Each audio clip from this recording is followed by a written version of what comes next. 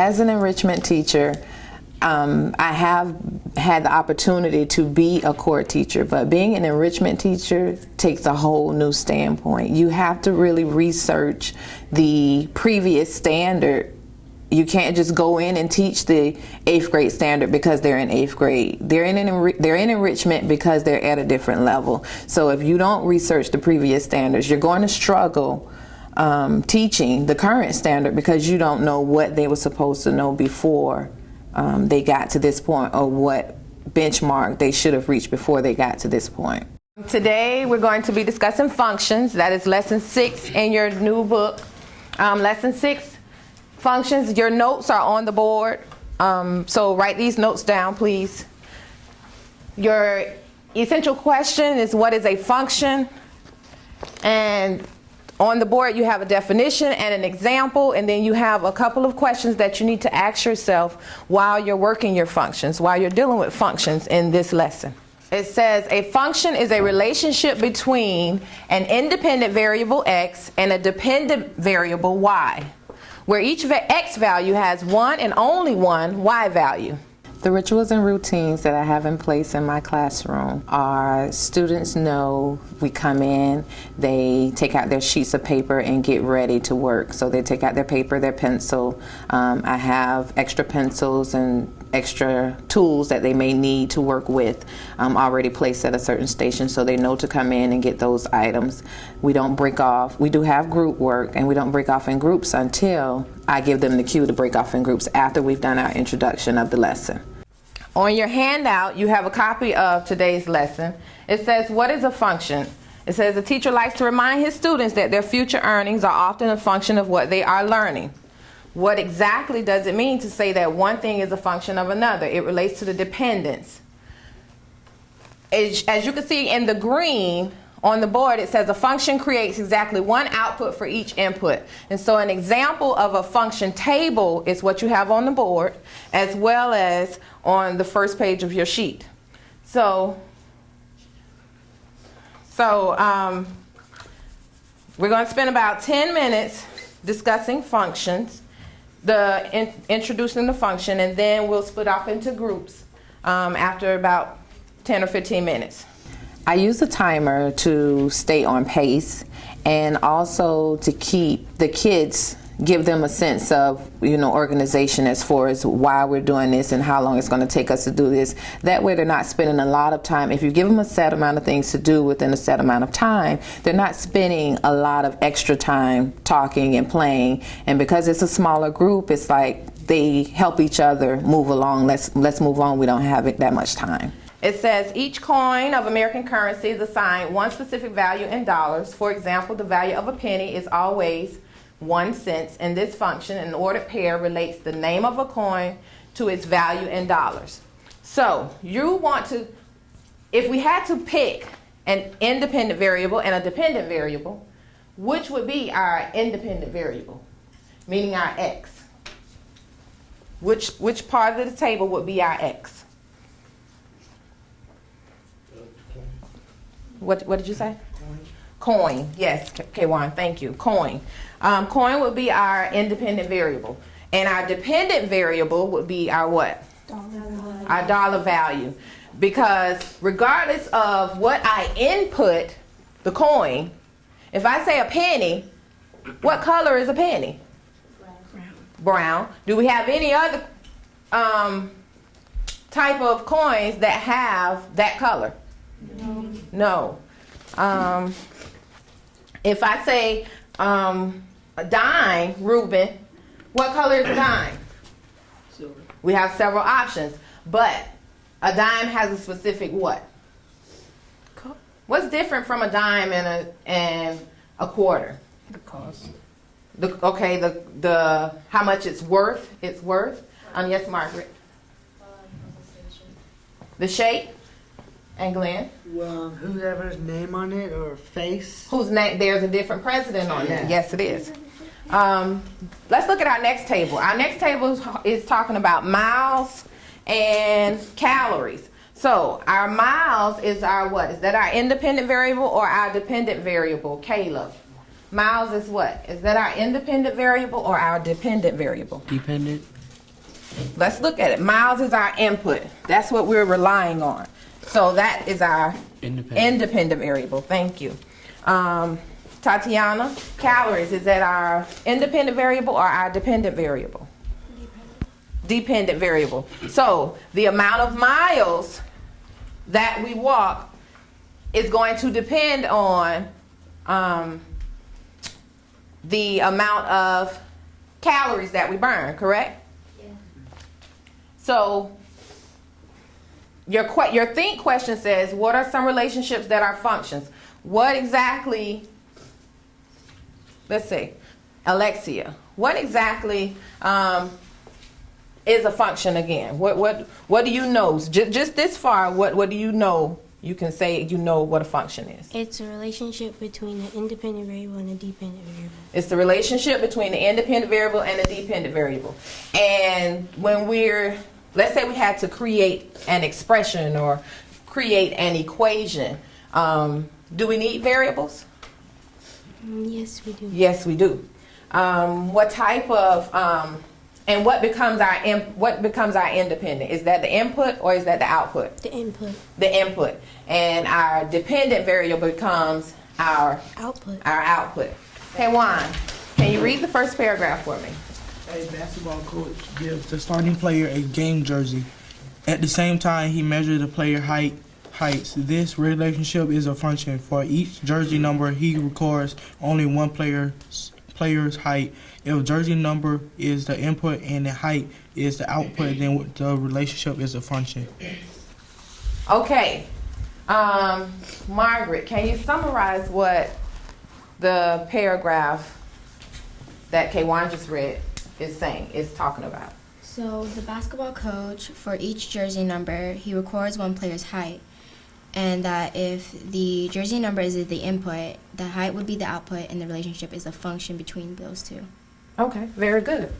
Okay, but what would happen if the input became the height and the output became the number? We want one jersey for one height, right? So what if all three of them are the same height? What's going to happen? Isaiah? Get 3 of the same jerseys. You're going to get 3 of the same jersey? If they all the same height, you could just get 3 of the same jerseys. Is it about the jersey or is it about the jersey number? Can you have a team of basketball players and they all have the number 10 on their jersey? No. So, that would not be a function because you don't get exactly one input for one output if the roles were reversed. How is this exactly a function? Okay. K1. First, I want you to recap exactly what a function is. A function is a relationship between the independent variable, which is x, and a dependent variable, which is y, and where the value of x has 1 and the value of y has and only one y value. Okay, so if you remember, if you recall when we did the 2 Venn diagrams where we had the 2 circles on either side, and remember one circle was full of the x values and the other circle was full of the y values. So if you were to draw the lines, because I see Margaret has already began to draw the lines.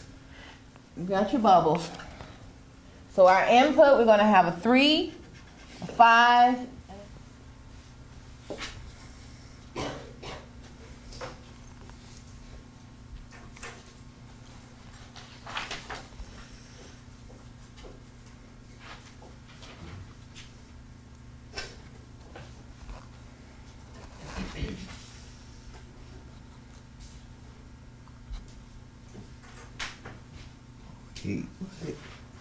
what does the 6 go to?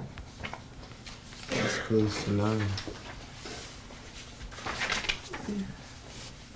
And what does our other 5 go to? Remember, we have a 5 to a 4, then we have 5 to another 5. All right. So based on our definition,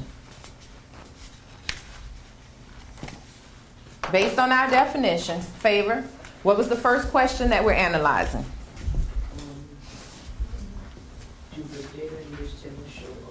Do the data in this table show a function? Do you see exactly one output for each input? No. So, does the data in the table represent a function? No, because there's not exactly one input for one output for one input. At this time, we're going to split off into groups. I selected to have 3 groups today. The 3 groups I chose was a teacher-led group, a student-led group, and my technology piece. The technology piece is iReady, and where students get a laptop, they work on their iReady work that they have already in the system on the computer. Then my student-led group they did kind of a remediation. Before you were introduced to this 8th grade standard, you was introduced to a 7th grade standard. So to kind of set the foundation for why we're even doing this work, I reintroduced the 7th grade standard in the student-led group so that they could work on that together. And then the teacher-led group was the current standard that we're currently working on, which is the 8th grade standard. You guys off with technology, and you're going to get the laptops. Make sure you have your paper so that you can write down the things that you're doing on iReady. And just put your papers to the side. You guys, I'm going to start you with me. So what I want you to do at this time is to read over question number 2. Alexia, if you would read that question out loud for everyone and discuss question number 2 until I come back over here to you guys, okay? This is a 7th grade standard. It is understanding proportional relationships. It's what you would have learned before being introduced to this, okay? So we're just trying to, make sure you have a good foundation for what you're learning right now, okay? The first thing I want you guys to do is on your notes, write down the question. How do you find equivalent ratios? Write down that question so you'll know exactly what topic it is. And also I need you to write down the standard.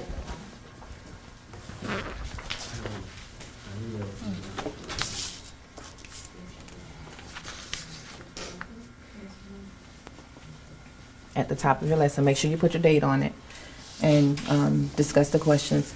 If you need any assistance or any help, Margaret, come over to the other desk, to the other group, and I'll help you. Okay. Okay, we're on number 2. So you've already read it? Mm-hmm. Okay, have you started plotting points?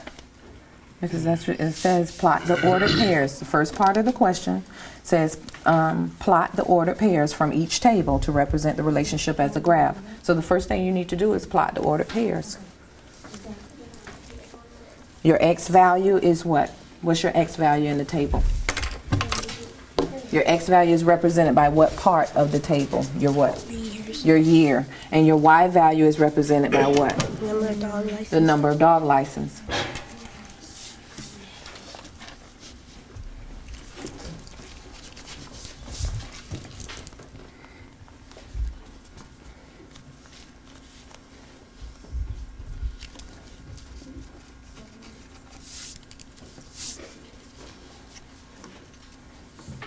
Okay, so based on it says number 2 says the table below shows the number of dog licenses issued in the town of Palmer over a 5-year period.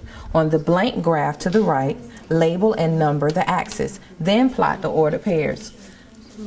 You finished plotting? These are your x values and these are your y values. This is your y-axis and this is your x-axis, so you need to finish putting the numbers. What's wrong? What's wrong? This is your x. Put an x next to here. This is your y. This is your x-axis. So all of these numbers go along this axis. This is your y, so all of these numbers come along this axis. Start with your smallest number and come back up.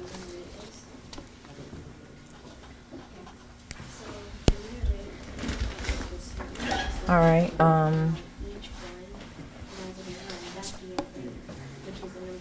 So when we're plotting points on our table, on our coordinate plane, when we're plotting points, we start with our first number. So our first x is what?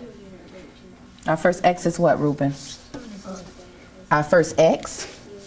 Oh, 1. Our first X is 1, so we run over to the 1, and then we run up to where 75 would be. Take that and use that information to know what numbers go next after that to make a table. Does everyone get it? Yeah. So basically, just going higher. So is this okay? So since it's going by 8, so that's how I'm supposed to get higher. So you see how the number of counselors is always 1, 2.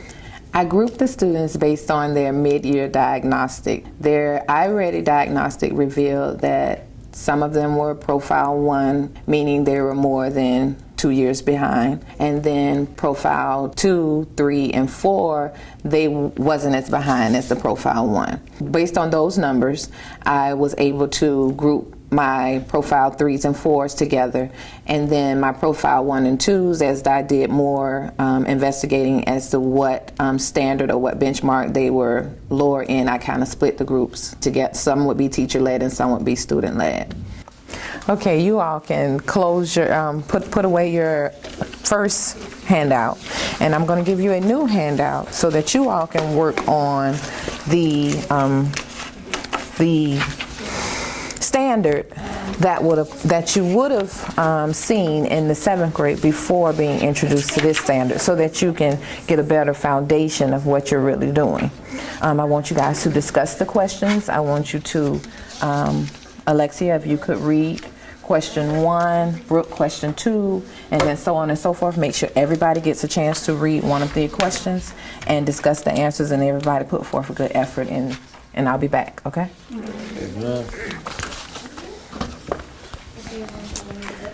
Okay, guys. Now, you guys are going to close your work, and we're going to pull out the first worksheet that you guys began working on. Glenn, we're going to start working on this worksheet again. So this is the one you can, okay? All right.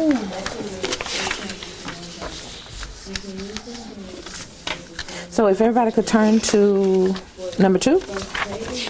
Number 2, you're on number 2. All right.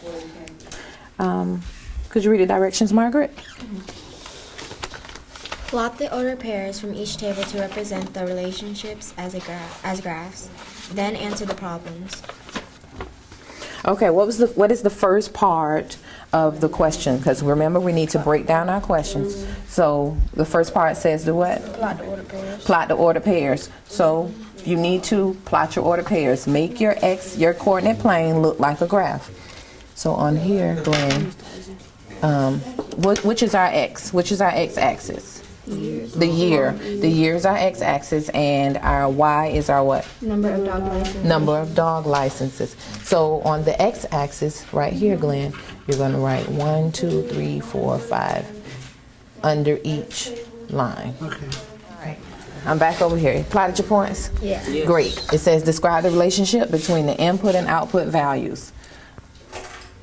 What is our input values? What is it? What is it? year. The year. So on your paper, you need to write input value represents the year. And what does our output value represent? Number of dog licenses. I need you guys to log off of iReady and put your computers away, and then I'll bring you your next worksheet, because we need to work on, matter of fact, we're going to work on the lesson. We're going to work on the lesson, so you can open your lesson up to page 54, and then we can begin on the lesson. You guys can read over question 2 first. Okay, Marcus and Caleb, log off. Margaret, you guys, I need you to put your papers away, and I need you to get computers and get on iReady. Number 2, K1, what does number 2 say? The table below shows the number of dog licenses issued in the town of Palmer over a 5-year period. On the blank graph to the right, label the number of axes, then plot the order pairs. All right, so step 1, it says do what? What's the first thing you have to do? Label the number. Label the number and the number numbers on the axis. So, what part of the table represents our x-axis? The bottom part. Our x-axis? No, the table. The table. Oh, the number of Yeah. dog licenses. The year. Don't say the top. The year. Okay, the year represents our x-axis, and what represents our y-axis? The number of The number of dog licenses. You can write on this. So for year, you're going to place the numbers on the x-axis. You can spread them out because you have enough. Initially, when I started teaching the lesson, I gave them an introduction. I gave them an overall overview of what the lesson would be about, because I did look at the iReady remediation sheet to find out, okay, what exactly do I need to expect from the group of kids that I'm dealing with. So because I looked at that sheet, the sheet actually explained to me the most they needed to know was what a function was, and the different parts of a function, the input and the output. I'm right here. I'm going to pass around your exit slip.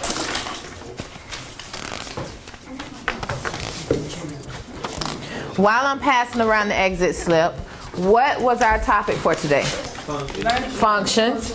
And what is one thing that you will remember from this lesson about functions? Someone raise your hand and tell me one thing that you can remember about a function that you've learned today. Raise your hand. Brooke, what did you learn about a function? They don't always have to be even. They don't always have to be even. Someone tell me something else. The input is X and the output is Y. Okay, the input could be X and the input could be Y. What do we know about that input and that output? Glenn, no talking. Unless your hand is raised and it's about this. What do we know about that input and that output? The input, there has to be what, Tatiana? One for each. Okay, explain it like in detail. You can't, not just one for each, but it has to be one what? One input for an output. Oh, well, one, reverse it. One output for input. One output for each input. All right, your table, your example table is on the board. Today, I want to leave you with the following. You did remember to take notes. So ask yourself, what is the relationship between the X and Y? So when you see a table or you see a graph, ask yourself, what is that relationship between the X and the Y? The example that is on the board, that's what you should be writing on your orange sheet. The table that's on the board, write that on your orange sheet. Because that's what you're going to give me when you leave from the class. The second question that you ask yourself, if the word relationship doesn't ring a bell, ask yourself, what operation do I need to perform to receive a result for my Y? So if I have an X and Y table or an input-output table, what operation do I need to perform once I put my X into the machine, I put my input into the machine? What result am I trying to receive, and how do I get that result? Am I adding? Am I multiplying? Am I dividing? Am I subtracting? What operation am I performing? And remember, you can't just perform the operation. You have to perform the operation with a number or a constant. So I'm going to give you about 3 minutes to, the question that you need to answer is, I just want to know, what is the function? What is the function of the table? In the small group, you had to come up, remember we had to come up with a unit rate? You had to come up with a number. So what was that function? What is the function for this particular table? What are they doing? What are they doing to get a result of a Y? So in the table you have -9. They put a -9 in the machine, they got out a -5. How did they do that? They put a -2 in the machine and they got out of 2. How did they do that? What operation write it on your paper. What operation did they perform, and what constant did you use with that operation? Remember, you can't just use an operation. You can't just use addition, subtraction, and multiplication and division. Tell me what operation. You pick one. Now what number? The resources that I used to plan my lesson they came from the teacher toolbox and the iReady teacher's manual. The teacher toolbox actually allows you access to kindergarten lessons all the way up to the current grade level that they're currently in. So I was able to pull a 7th grade standard for my student-led group and pull the practice work and the information from that particular standard for the student-led group so that they could work on that 7th grade standard while I work on the 8th grade standard with my teacher-led group.